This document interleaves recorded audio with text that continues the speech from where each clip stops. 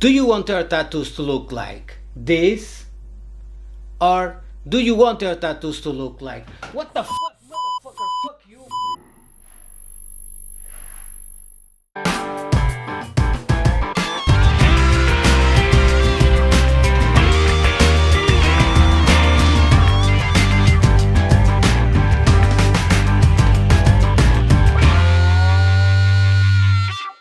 What's up guys, welcome back to the channel, and today we're gonna talk about shading, those nice and smooth shading that everybody likes to see on a tattoo. Every tattoo artist have struggled with shading at the beginning, some learn faster than others, but today I'm gonna show you the best method to shade like a pro.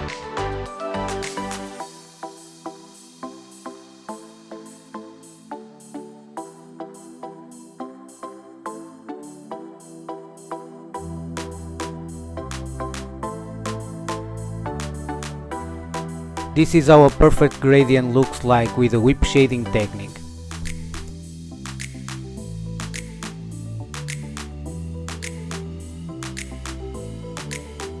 Here I'm doing a small gradient that starts at one edge. Those are the easiest ones.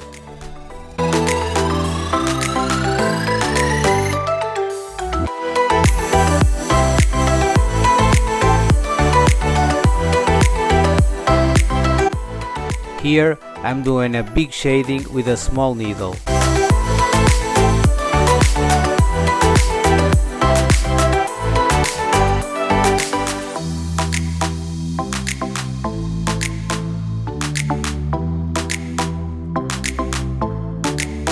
And here I'm using a big needle on a small place. You can do it both ways.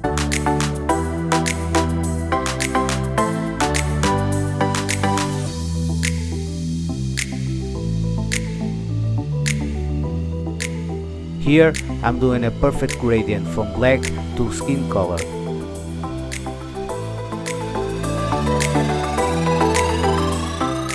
And here from gray to skin color using the whip shading technique.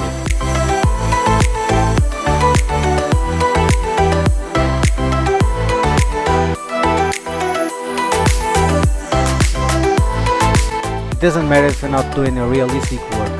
The gradients must be always perfect.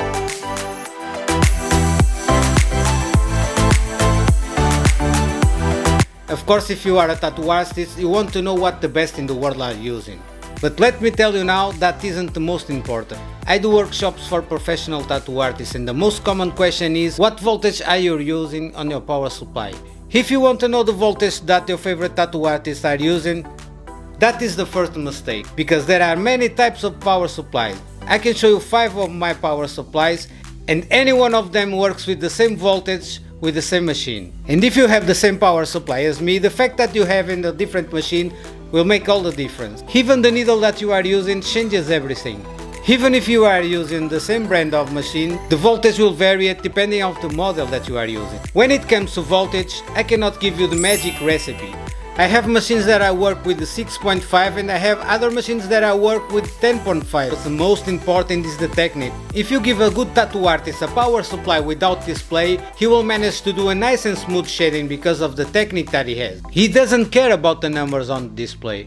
So stop asking about the voltage and stop worrying about the size of the stroke too. Some tattoo artists use short stroke machines and others use a long stroke machine. In my opinion, the most difficult shading that you can do are the smoky clouds. This is me tattooing. Just look how smooth that face looks like. It was done using the whip shading technique. At this time you are asking yourself, but how is that whip shading work? I have no idea what's going on. Easy! I'm going to explain like no one else before on the internet. Pay attention.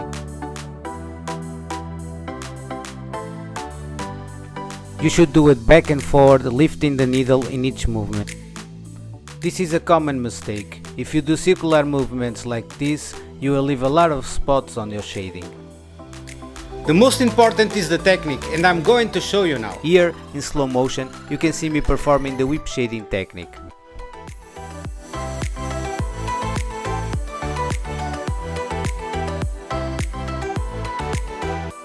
You should practice your shading technique with a pencil. In a matter of fact, you should do it every day.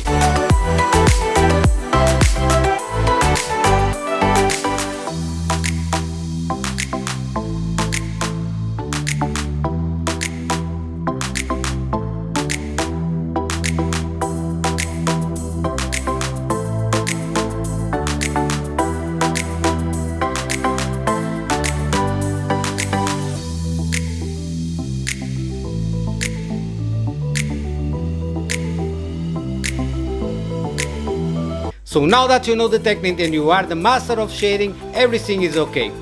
No. If most of the time is like this. This is me doing a normal shading on a regular skin. Sometimes it's like this, but hopefully it's one in a million. And this is me doing the same kind of shading with the same material on a different skin.